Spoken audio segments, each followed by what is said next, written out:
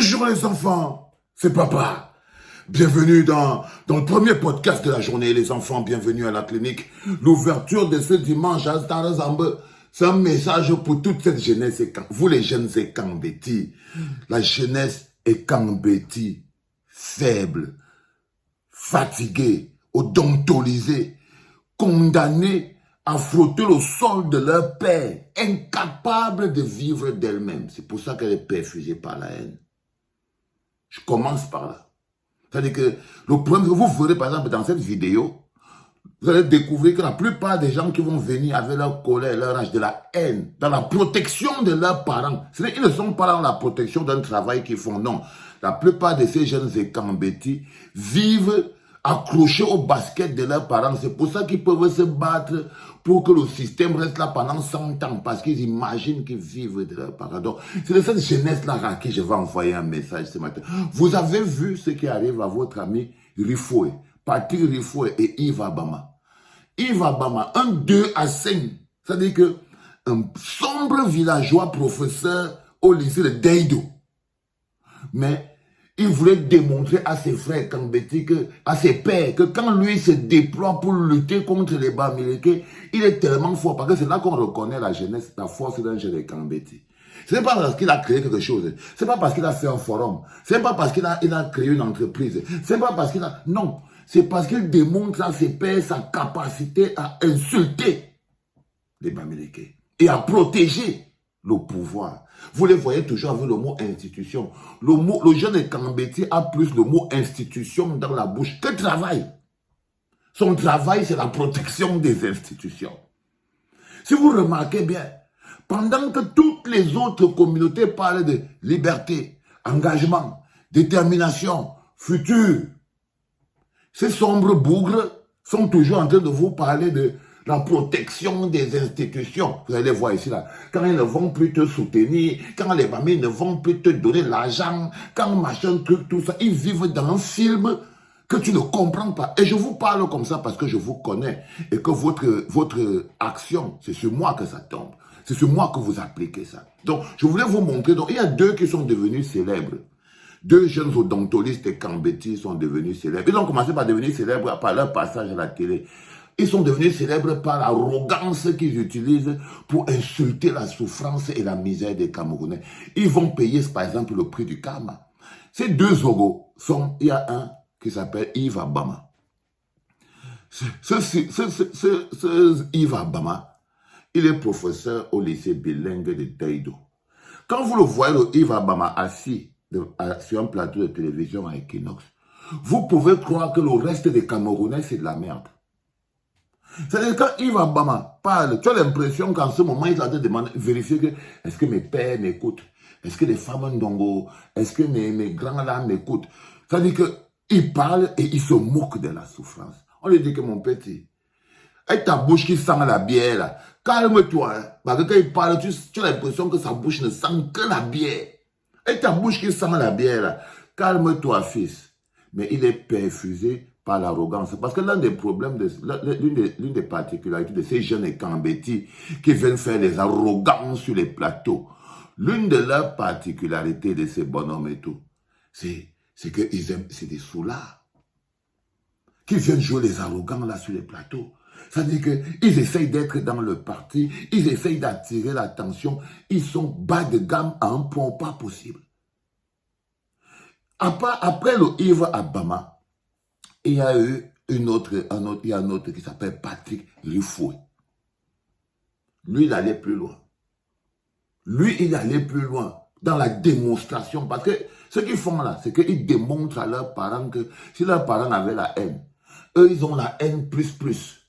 Si leurs parents avaient le mépris, eux, ils ont le mépris plus. Ils sont comme si, en fait, il n'y a pas un pays global qui s'appelle le Cameroun. Et je vous ai dit, pendant que les autres communautés parlent de travail, de construction, de vivre ensemble, ils sont prêts à lutter pour que le Cameroun ait un avenir. Pendant qu'ils parlent de travail, les autres vous parlent d'institutions. Ils vous parlent de la protection des... Nous, on est là pour défendre nos institutions. On défend nos institutions. Nous sommes les patriotes. Mais au final, qu'est-ce qu'ils font? c'est des escrocs. Au final, c'est des escrocs. Et un escroc finit toujours par arriver au bout de sa piste.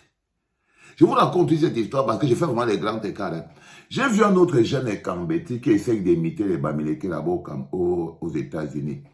En fait, il essaie d'organiser quelque chose qui est aussi comme la All Conference ou un truc que les boss font souvent là-bas là, aux États-Unis et tout. Une grosse conférence pour les Bamileke et tout. Les gens partent là-bas, les chanteuses partent là-bas.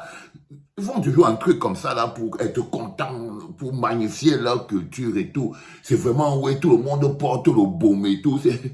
C'est donné, non, les artistes partent là-bas, ils dansent sur des farottes. C'est toujours un show qui dure, toujours compliqué. C'est la All Conférence, quelque chose comme ça et tout. All Conférence Bamileke, là-bas aux États-Unis. Ce jeune est quand décide de copier ça. Je dis tout qu'il faut copier le bon exemple. Il a copié ça. Mais quand j'ai écouté comment le gars là parlait, man, pour lui ressemblait plus à la foi. Il dit que bien sûr que les écrans sont invités à la fin. Vous voyez ce que je veux dire? Ça veut dire que c'est des gens sans intérieur fort. Vous êtes sans intérieur fort. Donc, Siri Kiba Asuke, c'est-à-dire que Yves Abama et Patrick Rifoué, vous remarquez qu'ils ne viennent plus à la télé. Toi, tu vois que tu ne viens plus à Rifoué. Et tu avais dit le jour là que c'est ton dernier truc. Les rappeurs vont te mettre au cauchot. Je t'avais dit que c'est ta dernière arrogance. C'est ta dernière arrogance. Quand tu t'étais élevé, je t'ai dit que c'est ta dernière arrogance. Et si tu ne fais pas attention, ils vont te laisser te mettre à Konengi. Et si tu ne fais pas attention, parce que ce qui s'est passé, c'est que le mouvement pour la renaissance du Cameroun a décidé de faire un exemple pour que tout le monde va comprendre. Donc, ils sont en ce moment à la plainte. Donc, quand vous partez au commissariat, vous allez trouver la plainte du mouvement pour la renaissance du Cameroun contre Yves Abama et Patrick Rifoué. Et de ce côté, vous allez trouver la plainte du général Valservo contre Mbargangele. Le plus important, c'est de vous rendre compte que la lutte institutionnelle intègre l'utilisation des institutions par tous les combattants. La lutte institutionnelle intègre l'utilisation des institutions par tous les combattants jusqu'au jour où les autres décident de humilier l'institution. Par exemple, là, Mbargangele, je suis en train de l'amener jusqu'à ce qu'il va humilier la justice. Il y a des gens qui viennent me dire, oh, Valsero, tu es monté. Non, je l'amène jusqu'à l'humiliation de la justice. Donc, je vais l'amener jusqu'à ce qu'il va aller dire que non, foutez-moi la paix avec ça. Il ne part pas. Même le passeport ne lui donne pas. Niquez le truc. Et il va appeler le juge. Il va dire au juge qu'il veut plus entendre ma voix dans ton tribunal. C'est ça qu'il s'agit. C'est de ça qu'il s'agit, les enfants. Là, de payer les factures, quand ça arrive, c'est dans une autre dimension.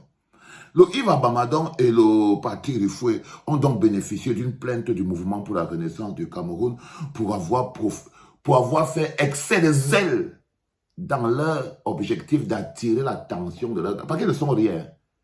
Non, c'est des rien du tout. C'est des rientons. Mais leur objectif, c'est d'attirer l'attention de Famandongo, de Grégoire Ouna, de Motaze, de leurs frères encore là-bas, qui est là-bas dans la forêt. Oui. Et aujourd'hui, ils se retrouvent tranquillement en train de préparer leur descente à la 11e province. Peut-être qu'ils vont aussi essayer d'humilier les institutions, mais le plus important, c'est qu'on va les laisser les humilier jusqu'à la fin. Hein? Alors, j'avais une pensée pour vous, les enfants. J'espère que vous allez partir au tribunal. Yves Abama et Patrick Rifoué. J'espère que vous serez jugés. Hein, et j'espère que vous allez descendre à la 11e province. Que vous allez être arrêtés. Aussi simple que ça. Parce que la jurisprudence est déjà tombée. Il y a un papier du RDPC qui dit que celui qui parle encore de l'apologie du coup d'État, nous on peut parler, parce qu'on s'en fout de vous. Celui qui parle encore de l'apologie du coup d'État va se retrouver en prison. Et ce jour-là, ce papier-là, c'est le papier-là. C'est le papier, c'est la note-là qui va vous mettre en prison. C'est cette note-là. L'autre qui a la bouche qui sent la bière, qu'on appelle Yves Abama, et l'autre qui a la bouche qui sent les caca, qu'on appelle Patrick Rifoué. De dégager. C'est le matin, dégagé. Parce que le deuxième podcast, c'est un podcast pour moi-même, pour mon plaisir personnel, que les gars m'ont fait plaisir avec ça. Voilà, les enfants. Partagez, réveillez-vous. J'aime bien quand je secoue quelques odontologistes le matin, on ne valait rien du tout. Dégagez. Les enfants, c'était papa.